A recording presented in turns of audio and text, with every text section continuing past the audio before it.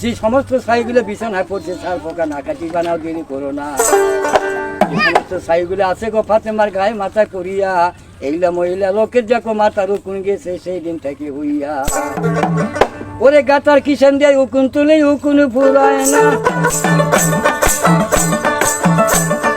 কত তুলে মাথার উকুন উকুন ফুরায় না।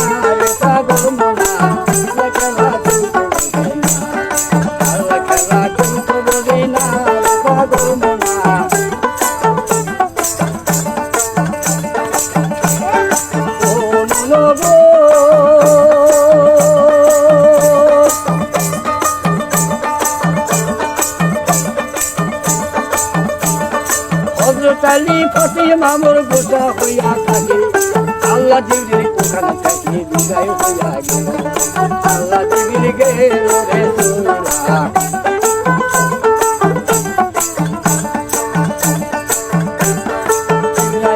চইলা গেল আর মোলায় ভাই, সোননি ফাতেমা ডাকা আলীর কাছে কয়, চলো চলো চলো গোসানি।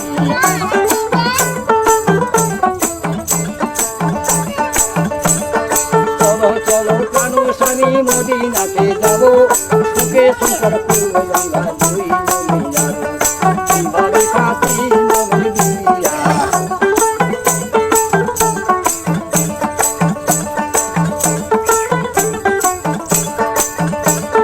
কিভাবে ফাতেমার বিয়া মদিনাতে হয়, দুই জনে সংসার করে সোনার মদিনায়।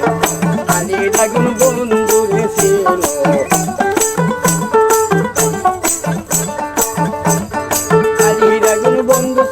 অতি প্রিয় ভাই, সোনার মদিনাতে জানি বড় মরিটাই, আলীর মতো কেউ নাই রে গরি।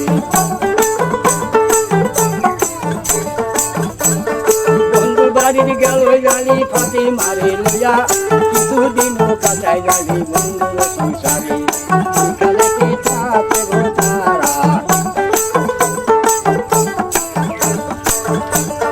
এইভাবে কি কিছুদিন গত হইয়া গেল, ওটা যেদিন ফাতেমা মোর মলিন হইয়া যায়, দুইটা চোখ হইল রে মলিন।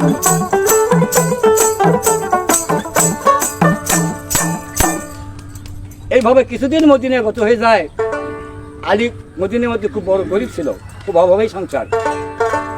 একদিন দুই দিন তিন দিন যাবৎ ফাতেমা উপবাস, সোনার মুখটা মলিন হয়ে গেছে। আলী চিন্তা করলেন যে ফাতেমার মুখটা শুকে গেছে, আমি কিছু খাইতে দিতে পারিনি, তবে যা হোক আজকে আমি মদিনা বাজারে যাব, যা ফাতেমার জন্য কিছু খাবার জোগাড় করে নিয়ে আসবো। এইরকম বৈকালবেলা আলী মদিনা বাজার দিকে রওনা করছেন। বাজার যাইতে রাস্তার মধ্যে চিন্তা করতেছেন আমি কার কাছে যাব বা কি চাবো। হঠাৎ করে লক্ষ্য করে দেখে একটা লোক ঘোড়া নিয়ে আসতেছে। ওই লোকটা পায়ের তালাবন্ধ, মাথা হইতে সারা পোশাক পরানো, ঘোড়ার বছরে আসতেছেন। আলী দেখে লোকটাকে সালাম দিলেন, বাবা সালাম গ্রহণ করলেন। ওই ঘোড়ালা বলতেছে, আলী তুমি কি বলতেছো আমাকে? এখন নবী জামাই ফাতেমার স্বামী বলতেছে, বাবা আমি তোমাকে কি বলবো। যাই হোক নবীর বেটি ফাতেমা জননী জহুরা আজ 3 দিন যাবৎ কোনো পানিও খেতে পারে নাই।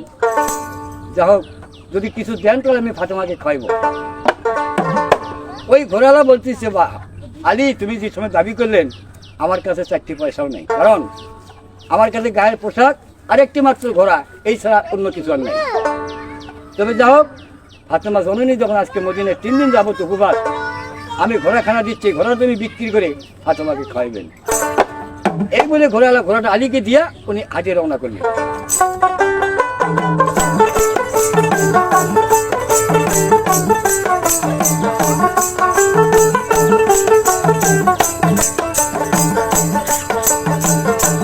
এইভাবে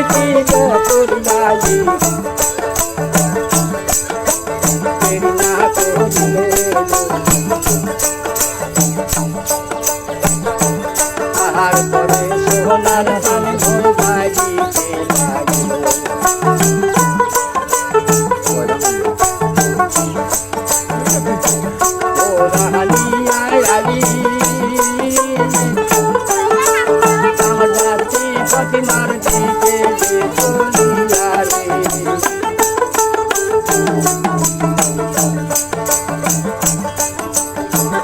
নিয়া হজলো কালি বাহালি চলে কাকিয়া ফাতেমা দেখে স্বামীর প্রাণী।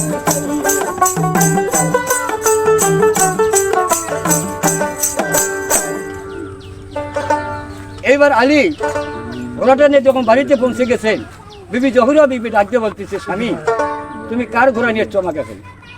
আলী বলতেছে, বিবি রাস্তার মধ্যে একটা লোকের দেখা পেয়েছিলাম, ওই লোকটাকে বললাম যে এই এমন ঘটনা, তোমার উপবাসের কথা তিনি ঘোড়া আমাকে দান করছেন, এই ঘোড়া মদিনা বাজার বিক্রি করবো, আমরা দুইজনে খাবো। হ্যাঁ, ফাতেমা কয়, স্বামী তোমার সাহস কম দেখি না, কারণ তুমি কার ঘোড়া বিক্রি করতে চাও?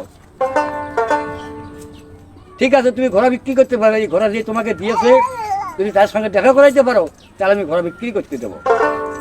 আলী কয়, বিবি এই ঘোড়ালা বাড়ি কোন দেশ আমি জানি না, তবে যা হোক সত্য কথাই আমাকে ঘোড়াটা বিক্রি করতে দিয়েছে। ফাতেমা কয়, স্বামী তুমি পেটের ক্ষুধায় কার ঘর থেকে ঘোড়া চুরি করছো, এই ঘোড়ালা দেখা না করা পর্যন্ত তুমি ঘোড়া বিক্রি করতে পারবে না।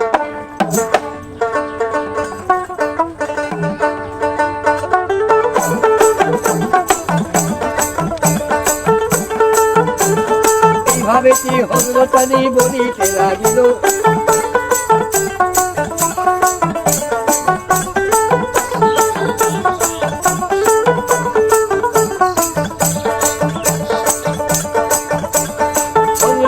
বলছে বিবি তোমার জানাই সত্যি কথা বলতে যাবে চুরি করি নাই, ঘোড়াওয়ালায় দিয়েছে বলি।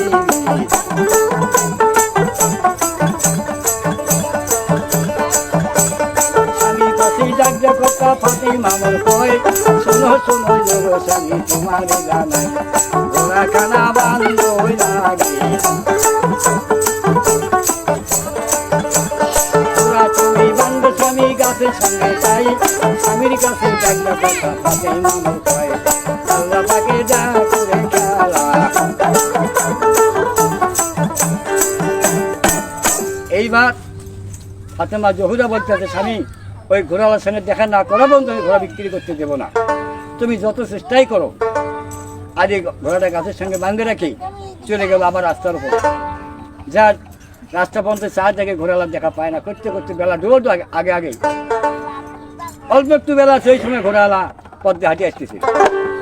এই সময় আলী সালামকে বলতেছে, ভাই আপনি যে ঘোড়াটা বিক্রি করতে দিয়েছিলেন, বিবি জহুরা তোমার সঙ্গে দেখা না করা পর্যন্ত ঘোড়া আমাকে বিক্রি করতে দেবেন। ওই ঘোড়াওয়ালা হাসিতে বলতেছে, আলী তুমি আমাকে চেনো না হয়তো, কিন্তু তোমার বিবি জহুরা আমাকে ভালো চেনে। আলী ভাবলেন আমি চিনি না, আমার বিবি জহুরা চেনে, এটা মস্ত বড় কথা। তখন আলী বলতেছে, ভাই তুমি আমার সঙ্গে চলো, আমার বাড়িতে যাব, তুমি একটা কথা বলবে নি ঘোড়া আমি দিয়েছি, তাহলে আমি ঘোড়া বিক্রি করতে পারবো। অনেক চেষ্টা করলো হযরত আলী, কিন্তু ঘোড়াওয়ালাকে আনতে পারলেন না। উনি বলেই গেলেন যে তুমি বাড়িতে যাও, তোমার বিবি জহুর তোমাকে বিক্রি করতে দেবে। এইবার ঘোড়াওয়ালা কয় বিদায় হচ্ছেন, হযরত আলী মনে মনে গরম হয়ে বাড়িতে গেলেন যে বিবি জহুর আমাকে বিক্রি করতে দেখ আর না দেখ, আমি ঘোড়া বিক্রি করবো মদিনা বাজারে। এই বলে আলী বাড়িতে গেছেন। বিবি ফাতেমা ডাক দিয়ে বলছে, কি ঘোড়াওয়ালা কই? আলী গোসা মনে করছে, বিবি তুমি যাই বলো, আমার পেটের ক্ষুধা, আমি ঘোড়া বিক্রি করবো, মদিনা বাজারে নিয়ে যাব। ও দয়ার স্বামী গো,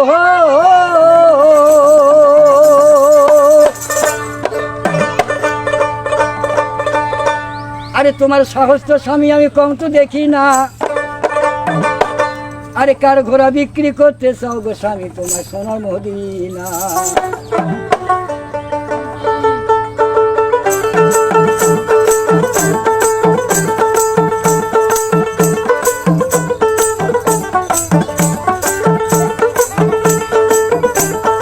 এইভাবে ফাতেমা আমার কান্দিয়া গো কয়, শোনো শোনো কারো স্বামী তোমার জানাই, তোমার সাহস কম তো দেখি না।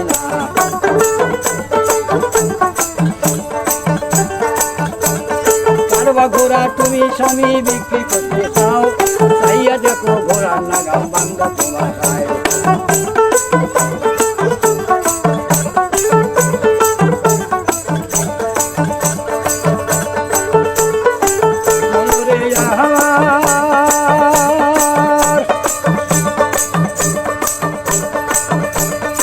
ফাতিমা কয় শোনো স্বামী তোমারে জানাই, চাইয়া দেখো গাছের নিচে ঘোড়া তোমার নাই, লাগাম দড়ি রইছে পড়িয়া।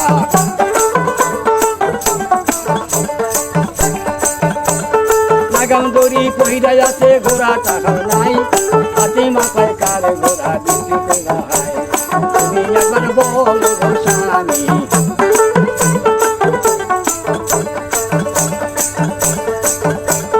গাছের তলায় চাইয়া দেখে হল তালি সোনা, দড়ি নাগাম পইরা যাচ্ছে ঘোড়ার খবর নাই, ঘোড়া গেছি গাছে হইয়া।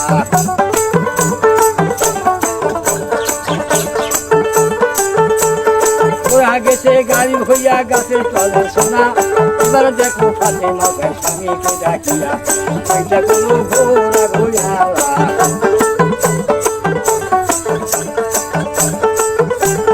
ফাতিমা কয় শোনো স্বামী আপনারে জানাই, সেজনে গো ঘোড়া তোমায় দিয়াছিল তাই, তুমি হলো আল্লাহর জিবরিল।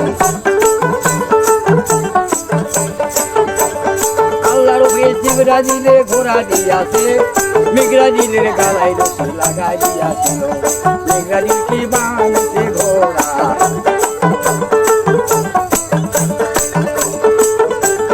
মিগরাজিলকে ঘোড়া বানায় তোমাকে বুঝাইছে, তুমি আমার পানো স্বামী সোনার মদিনায়, তুমি হইলা নবী গো জামাই।